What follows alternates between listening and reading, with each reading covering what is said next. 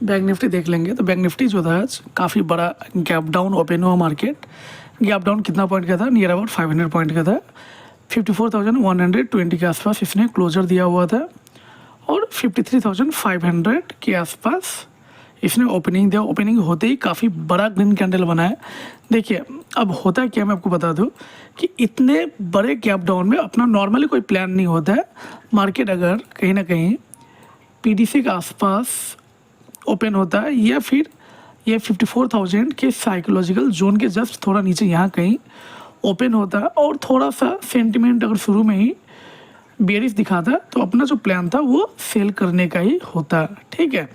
लेकिन काफ़ी बड़ा गैप डाउन था तो उस वक्त हम लोग क्या करते, थोड़ा सा इंतज़ार कर लेते हैं। अब बात कर लेंगे कि प्रीवियस डे मार्केट में क्या हुआ था, तो वो देखना भी थोड़ा ज़रूरी बन जाता है। तो हम लोग देख सकते हैं नियर अबाउट 54,850 के आसपास सेलर लोग बैठे हुए थे। इसके अलावा यहाँ से भी एक अच्छा फॉल आया हुआ था 54,500 के आसपास। तो ये दो जगह सेलर्स लोग बैठे हुए थे। मार्केट काफ़ी बड़ा गैप डाउन ओपन हुआ। डायरेक्टली इन सेलर को टारगेट नहीं कर सकता है, ठीक है। खैर तो अपना काम जो था वो थोड़ा सा इंतज़ार करना था।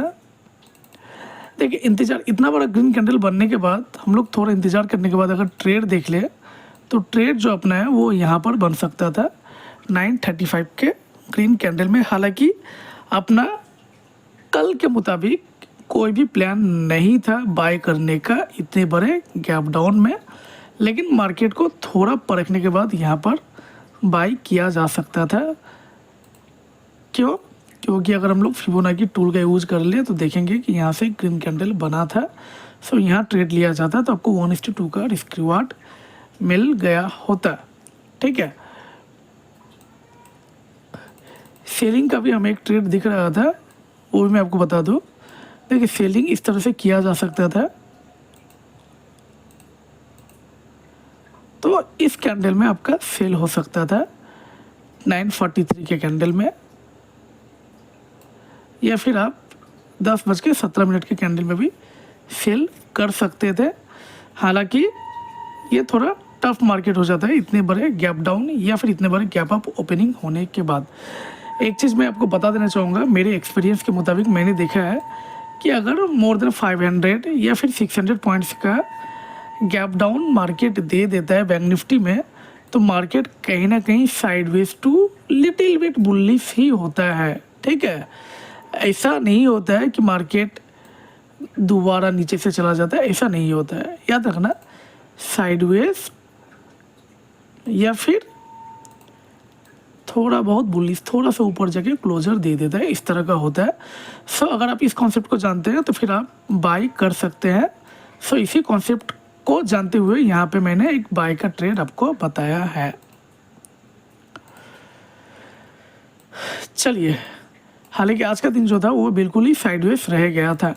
दूसरा जो ट्रेड था वो आपका यहाँ बन सकता था 229 का। वो कैसे बन सकता था, इसके लिए थोड़ा 5 मिनट के टाइम फ्रेम में चलेंगे और देख लेंगे। देखिए बहुत बड़ा एक फिबोनाची रेंज बना था। इतने बड़े फिबोनाची रेंज में 90% चांसेस जो है 61% से मार्केट एक रिट्रेसमेंट देता ही है, ठीक है। और नीचे कोई स्टॉप लॉस हमें बायर्स का नहीं दिख रहा है, ये बायर्स है वो काफ़ी नीचे है।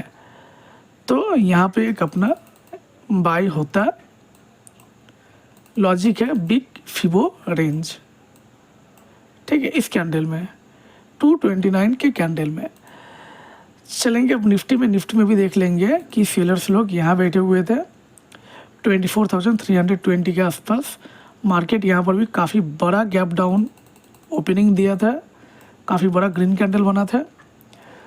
यहाँ पर भी बैंक निफ्टी की तरफ बाइंग किया जा सकता था। 935 के ग्रीन कैंडल में ट्रेड लिए जाने पे आपको आराम से 1:2 का रिस्क रिवार्ड मिल गया होता। एक सेल भी किया जा सकता था, वो यहाँ से 10:18 के कैंडल में सेल होता, ठीक है। लेकिन सेल ये बेटर तभी हो पाता है अगर मार्केट पीडीसी के आसपास ओपन होता है या थोड़ा सा नीचे लगभग 40 से 80 पॉइंट्स के गैप में ही ओपन होता, तो फिर हम लोग सेल को इनिशिएट करते तो थोड़ा आसान सा ट्रेड होता। मिलते हैं मंडे, तब तक के लिए धन्यवाद। जय हिंद।